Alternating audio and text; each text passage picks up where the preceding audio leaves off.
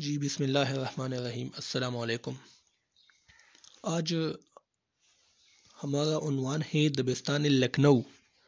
اس سے پہلے میں نے دبستان دہلی کا پس منظر اور اس کی خصوصیات پچھلی ویڈیو میں ڈسکس کیے ہیں، آپ وہ ویڈیو بھی دیکھ سکتے ہیں۔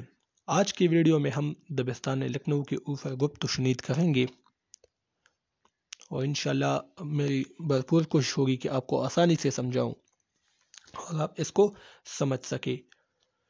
تو آج دبستان لکھنؤ کا ہم باقاعدہ آغاز کرتے ہیں۔ سب سے پہلے اس کے پس منظر کو ڈسکس کرتے ہیں۔ 1707 وہ سال ہے جس میں عالمزیب کی وفات واقع ہو جاتی ہے، اور آپ کو پتہ ہے کہ عالمزیب مغلیہ سلطنت کے آخری بہادر حکمران تھے۔ تو 1707 میں اس کی وفات واقع ہو جاتی ہے۔ اس کی وفات کے بعد مغلیہ سلطنت کمزور ہونی شروع ہو جاتی ہے، کیونکہ تہ نشینی کی لالچ میں تمام مغلیہ سلطنت کے جانشین آپس میں لڑ رہے تھے۔ کسی کو سلطنت کے بنیادی امور اور فرائض سر انجام دینے کی کوئی خبر نہ تھی، کوئی اس کی طرف رجوع نہیں کرتا تھا، بس تحت کی حاصل میں، تحت کے حصول میں سب لگے تھے، جیسے کہ آج کل ہے۔ پاکستان کے سیاستدان صرف کرسی کے لیے زور شور کر رہے ہیں، باقی عوام کی اسے کوئی پرواہ نہیں ہے۔ تو جب فسادات شروع ہوتے ہیں، اس کے علاوہ سید برادران نے اپنی قدمیں اس حکومت میں مضبوط کیے تھے، سید برادران، اور یہاں تک کہ ان کی مرضی کے خلاف کوئی بھی کام نہیں ہو سکتا تھا۔ یعنی سید برادران کا ایسا رول تھا مغلیہ سلطنت میں، جیسا کہ آج کل اسٹیبلشمنٹ کا ہوتا ہے، جیسے کہ سب کچھ اسٹیبلشمنٹ کرتا ہے، اس کے مرضی کے بغیر کوئی بھی کام نہیں ہوتا تھا۔ اسی وجہ سے مغلیہ سلطنت کے وقت جب عالمزیب وفات ہوئے تو اس وقت سید برادران کی رول ایسی تھی جیسے کہ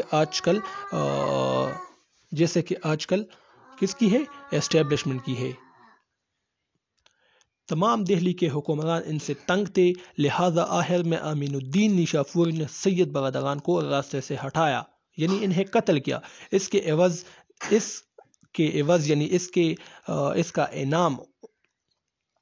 کے عوض دہلی کے حکمران نے انہیں منصب پنج ہزاری کا لقب دیا اور اتنی زمین انعام میں دے دی۔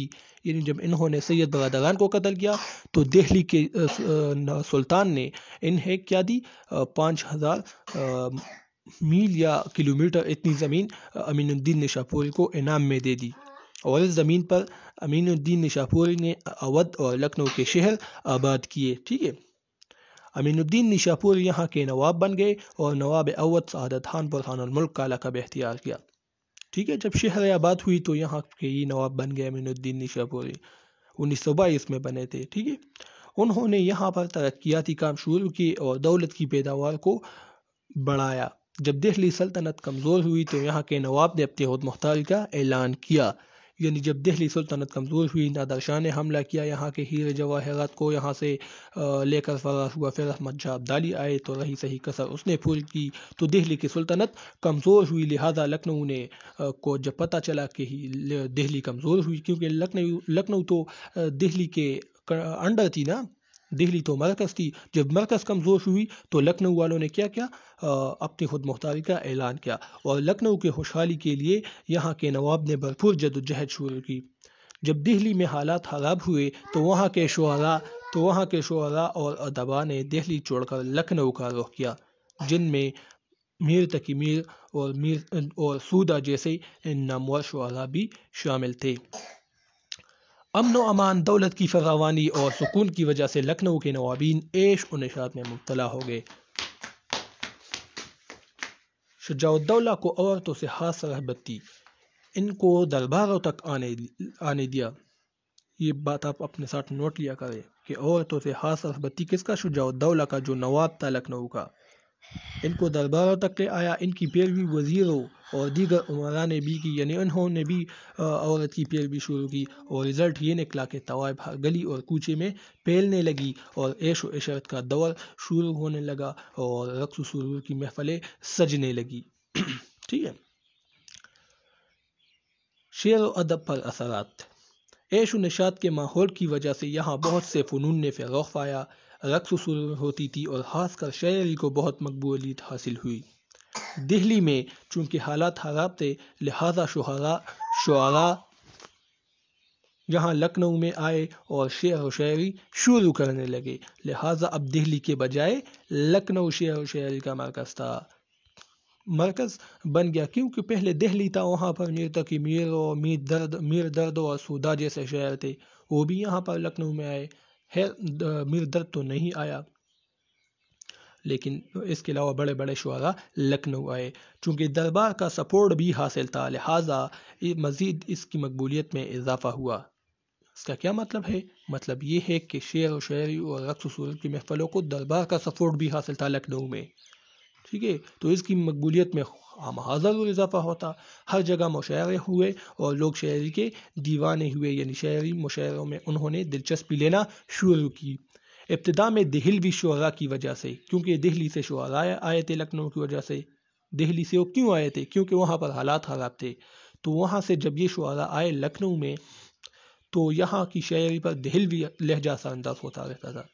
وہاں کے شعراء تھے دہلی کے، وہ جب شاعری کرتے تھے تو اپنے انداز میں کرتے تھے، وہ دہلی سے آئے تھے تو لہٰذا دہلی لہجہ اثر انداز ہوتا رہا یہاں لکھنؤ کی شاعری پر، لیکن پھر آہستہ آہستہ لکھنؤ کا ایک خاص لہجہ اور زبان نمایاں ہوا اور ایک اور دبستان وجود میں آیا جنہیں دبستان دہلی کے نام سے یاد کیا جاتا ہے۔